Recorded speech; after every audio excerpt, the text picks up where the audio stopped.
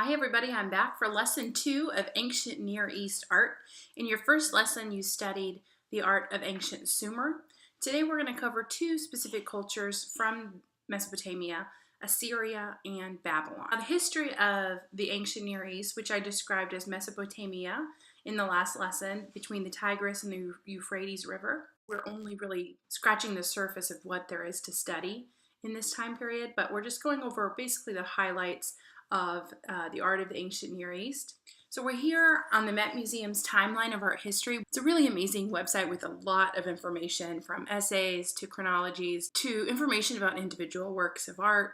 It is full of everything you need to know. So it's an amazing resource for you as you study art history.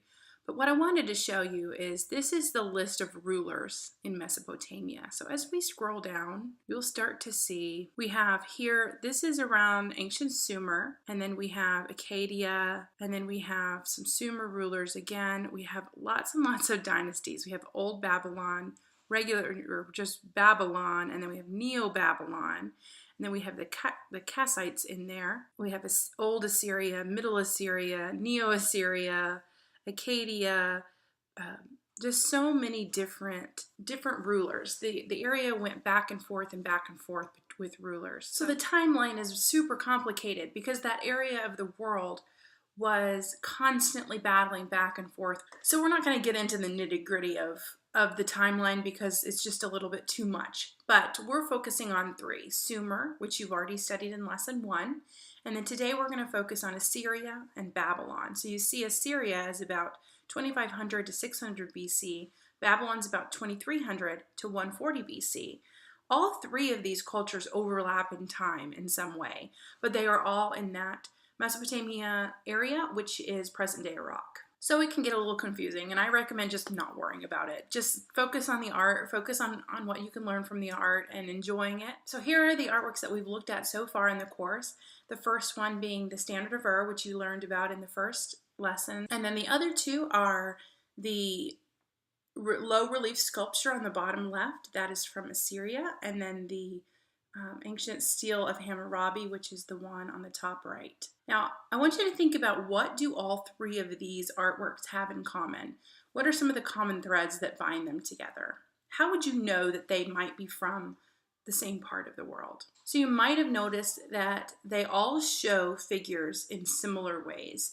They show figures using the most recognizable body position from the front. So that is usually the profile of the head. So you can see in all three of these that people are shown with profiles from the head, but then shoulders from the front. Another thing you might notice is that they use hierarchical scale, which you learned about in the first lesson, where the most important person is largest and the least important person is smallest. They also all show some sort of important person. There is a king or a god or someone that is of great importance in each of these, and we can tell that by their size. That these are not just artworks of everyday people, that these are artworks to glorify someone important. So here we have the Assyrian artwork of King Ashurnasirpal. Now he is a king from Assyria, and these larger-than-life, low-relief sculptures were in Ashurnasirpal's palace of Nimrud, which is in current-day northern Iraq, and they are about 2.25 meters high. So they are huge sculptures, and many of them are currently in the British Museum. And there are dozens of them that show this story of Ashurnasirpal and the lion hunt. So I asked you to compare the depiction of the king to the depiction of the lion. And you might have noticed when doing that activity that the lion is shown much more expressively. He has a fierce expression on his face. You can see the pain. You can see the fight. You can see the tense muscles and the veins, and the claws are more realistic and more expressive than the king. The king is standing very strong and firm and stiff. His hands and arms are straight out, and his face is sort of staring into the distance.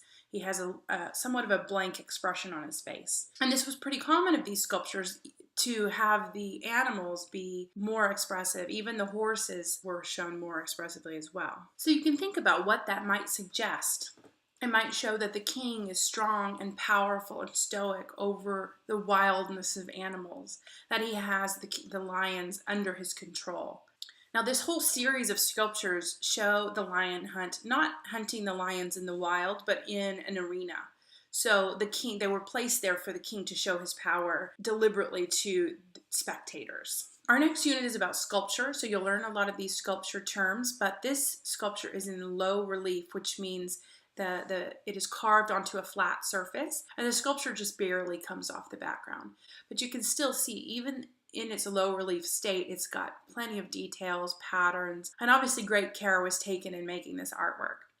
What's also kind of surprising is these artworks would have originally been painted. So you can imagine that this would have looked very different in place in the palace, brightly painted. So in addition to the basic conventions that we noticed among all three of the artworks from ancient Mesopotamia so far, the hierarchical scale, the showing the body parts in the most recognizable position, this one also has very stocky and muscular forms. So you can see each of the figures, both the animals and the men, have very strong bodies, especially the king. Look at those fierce forearm muscles showing his power. So lions played an important role in ancient Mesopotamian artwork, but also other animals did as well. They often created hybrid animals, taking important features from lots of different animals and putting them together to create these mythical creatures.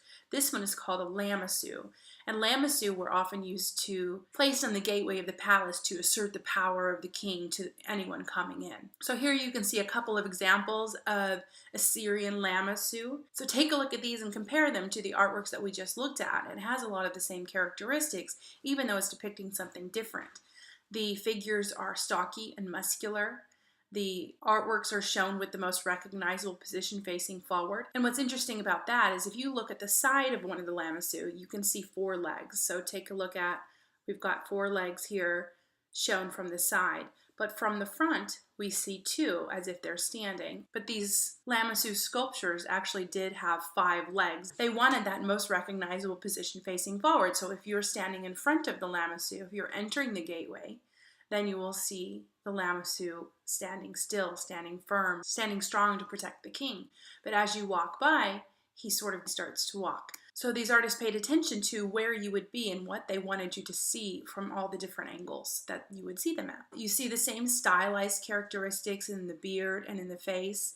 We've got the sort of braided beard that we saw in the last artwork, and really intricate pattern work. And you can't see it too well zoomed in on here, but the delicate patterns in which these are carved are really exquisite. Also, underneath on the wall behind, we have cuneiform writing which would tell about the king. So those were a couple artworks from Assyria. Now we're going to look at a couple from Babylon. And to be honest, this is probably one of the most important artworks ever to be found or created. This is the Stele of Hammurabi. And Hammurabi was a Babylonian king. And what's important about this sculpture was that it contained the first written law. So you can see the top has a relief sculpture, which you spent time looking at in the course, but the bottom and the back are filled with cuneiform writing. And this is writing that all of the people in the civilization would have been able to read. And so it was very important that all of the laws be written down. And these laws had they were very specific rules with very specific consequences. And there were over 300 laws written on this stele. A stele is basically a big post. So in your activity for this, I asked you to pay attention to the 2 men and what is their relationship. So who is the most important? What is happening in this story? And how can you tell? One thing you might have noticed is that one is seated and one is standing. And they did use hierarchical scale here. Now, if the man who is seated would stand up, he would be much taller than the man on the left. So that shows us what an important figure he is. Now, how else can we tell that he is the most important in this artwork? So not only does the figure on the right have the fancy hat, he also has something coming off of his shoulders, wavy lines coming up of his shoulders, and he's also handing something over to the other man. You might notice too, he's sitting on a throne. That's a clear sign of importance. And then he has little scales at his feet. So if you notice down here under his feet, he's got scales. Those are representing mountains. So this is happening at the top of a mountain. In his hand, he's holding a ring and a scepter, and he's handing that over to the other man. So knowing that, a little bit of extra information there, plus the fact that this is the law code of Hammurabi, what do you think the story is? Well, the King Hammurabi is the character on the right. The King Hammurabi is the figure on the left, and he is shown slightly taller than the one on the right, even though if the one on the right were to stand, he would be taller. Hammurabi's head is shown a little taller, which shows the importance that he placed on himself. But the man seated is clearly a deity or a god of some sort. This is the god Shamash, who is the god of the sun and also the god of justice.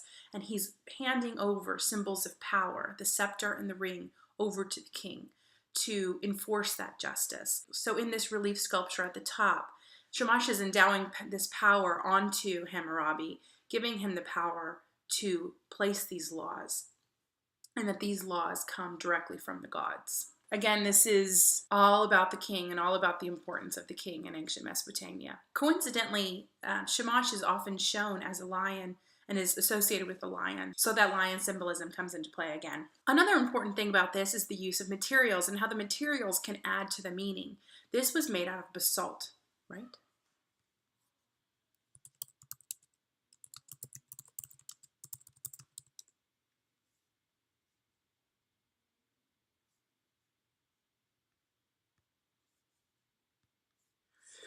This was made out of basalt, which is an extremely hard material. So this was meant to last and meant to transcend time. So this is early Babylon, dating back to about 1750 BC. The next artwork is about 1,000 years later, at about 575 BC. Okay, so this is Ishtar Gate.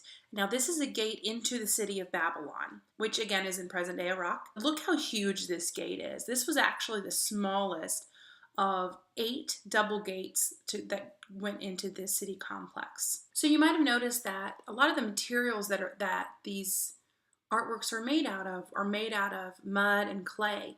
They didn't have readily available rocks in this area. So to make their buildings, they often had to make bricks made out of mud because they were between those rivers. They had a lot of that mud from the side of the rivers, and it was just easier to use mud bricks.